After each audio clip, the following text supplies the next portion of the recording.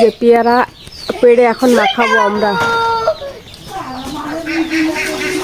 বাদাম দিয়ে যে পেয়ারা মাখা খেতে এত টেস্ট আমরা কখনোই ভাবিনি। আসলে টক ঝাল সবারই পছন্দ, সেই জন্যই হয়তো বা এত ভালো লাগলো। তেঁতুল দিয়েছি এখানে, ধনেপাতা, শুকনা মরিচ, কাঁচা মরিচ, বিট নুন সব কিছুই দেওয়া হয়েছে যেগুলো মাখাতে লাগে। কাসুন্দি দেওয়া হয়েছে। আসলে সবাই মিলে মিশে খাওয়ার মজাটাই আলাদা।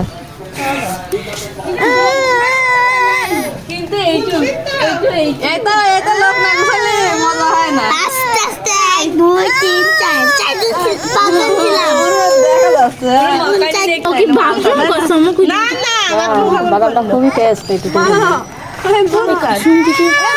মেজো ভাবির এখন মেজো ভাবির পেয়ারা, মেজো ভাবির বাদাম, আর মেজো ভাবির কি কাসন্দি, সবই মেজো ভাবির। আমাদের নবী ফকির হাত দেখা যাচ্ছে না। দাঁড়াও